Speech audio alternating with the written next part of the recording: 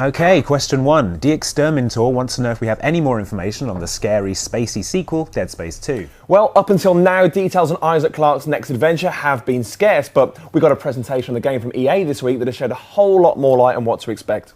So, it's set 3 years after Dead Space 1 on a huge space city known as the Sprawl. Isaac Clarke returns as the main character, although EA are now referring to him as Isaac 2.0, with a new shooting system, new controls, improved telekinesis, and new stasis and weapon upgrades. He's also now imperceptibly taller and a feature in the game in any way. What, due to it not being true? Mostly, yeah. Well, what's more, while throughout almost the whole of Dead Space 1 Isaac was stoically mute, this time he's much more of a relatable character. He talks and his helmet even retracts, showing his face once in a while. According to EA, Isaac is now calling the shots, so it looks like his experiences in Dead Space 1 have turned him from Gordon Freeman into Duke Nukem. Well, maybe not that extreme, but expect to hear a lot more from Mr. Clarke this time around. Dead Space 1 was all about the strategic dismemberment, where you had to remove your enemy's limbs to slow them down and disable them. Dead Space 2 takes this further with the addition of the ability to impale enemies.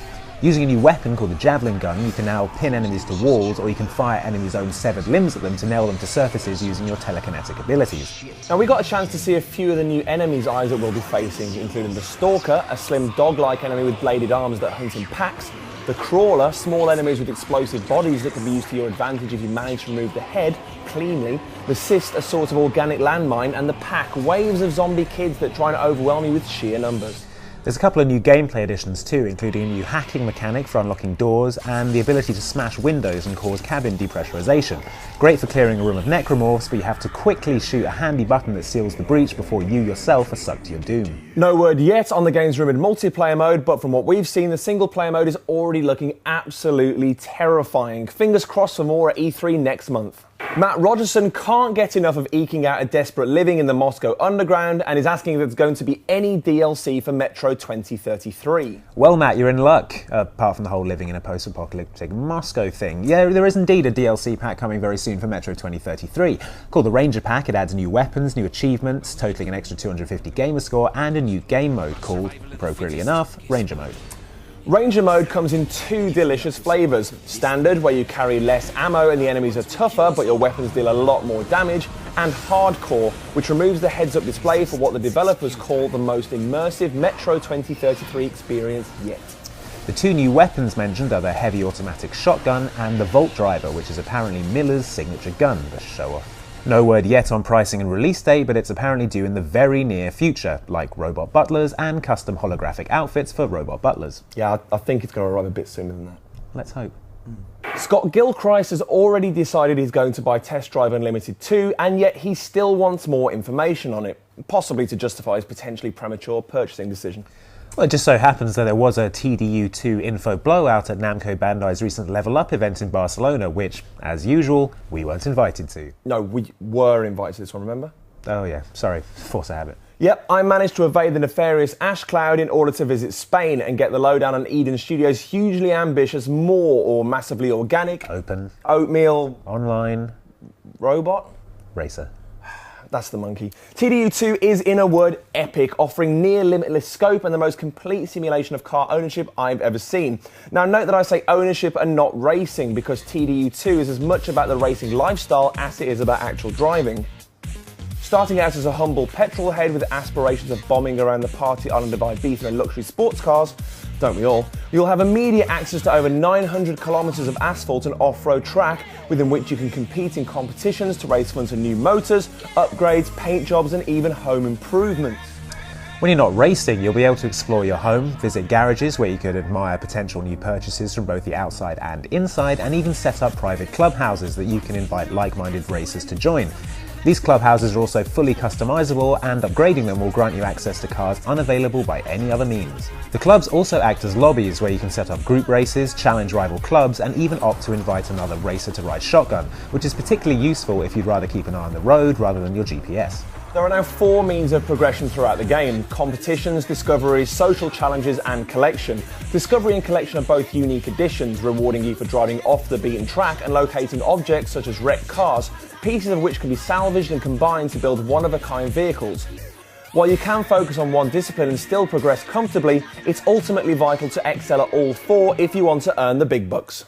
And even if you manage to get all that done, you can fly to Hawaii, the original game's paradise island, which has received a total visual overhaul and hundreds of brand new challenges.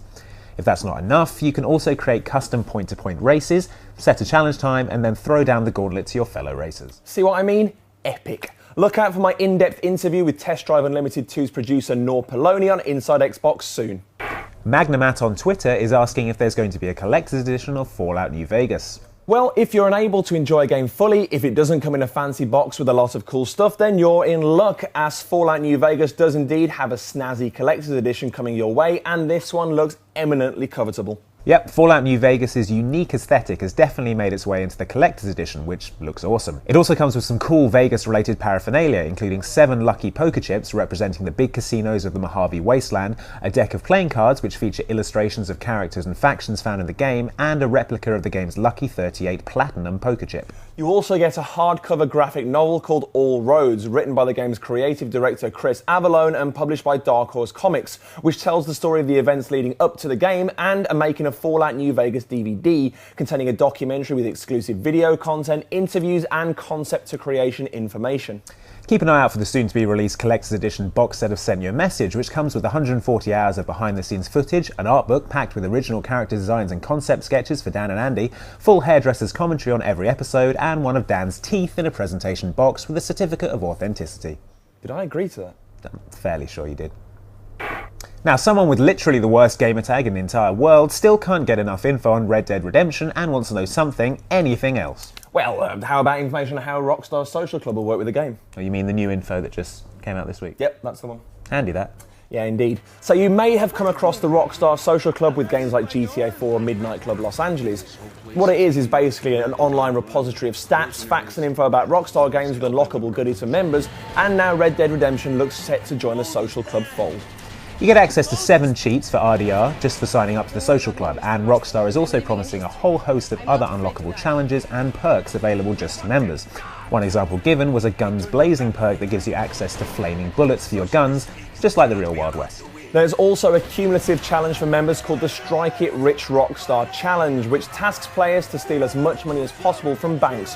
When a mystery total is reached, it'll unlock a secret reward for the whole community. Centaurs? I don't think they had those in cowboy times. The Angels of Death collectively created a temporal rift in order to deliver a most urgent missive regarding the recently announced Assassin's Creed Brotherhood. Assassin's Creed Brotherhood is a spin-off of the wonderful Assassin's Creed 2 that continues the story of Ezio and his stabby adventures in Renaissance Italy. Ezio is now a master assassin, but his battle against the Knights Templar continues apace, with the action resuming in Rome, which we only caught a tantalising glimpse of in Assassin's Creed 2. He's still on a mission to rip out the rotten core at the heart of Italy's political apple, but this time he's backed up by a brotherhood of fellow freedom fighters whose respective skills promise to bring some much-needed variety to the gameplay. But the news that will have everyone scaling the roof of the nearest cathedral out of pure relation is that the Animus has received a multiplayer upgrade, allowing you to fight on the side of the Assassins or the Templars against fellow professionals across the globe. That's all the details we have for now, but our good friends at Official Xbox Magazine tell us they'll have an exclusive in-depth first look in their July issue available on the 10th of June. Now, true to our word to bring you any Call of Duty news, regardless of how inconsequential it is, until we finally go mad and kill ourselves, details of the next Modern Warfare 2 map pack have emerged. And when we say details, we mean a one-line press release that contains the following information. 1, it's called the Resurgence Pack. 2, it's coming out on June the 3rd. And 3, it'll have 5 maps in it. We're not even going to speculate on what they are, and we'll not be drawn on it either. We're not falling for that again. It does go on to say that Infinity Ward will host 2 double XP weekends on May the 28th to the 30th and June the 4th to the 6th to celebrate the pack's release. Celebrate! Finally, Tapper Nathan's Battlefield Bad Company 2 squad is jonesing for more action, as he's asking if there's any DLC on the way to extend the game. There is indeed. A new game mode, Onslaught, has just been announced by DICE. We chatted to one of the game's producers, Björn Jonsson, to get a bit more info about what it actually involves. Onslaught is the first time on a Battlefield console that we are launching a co-op experience. You can play with 4 players, cooperative. You can also play individual if you want, but it's going to be much harder. The squad's objective is to capture a series of locations throughout the mission. The package will come with 4 different missions, and each of those missions has a very specific, dedicated gameplay focus. So finding the right balance within the squad and having the right tactic within the squad will be key for success. We're not really sure about the exact date, but it will be coming pretty soon, before the summer, I would say.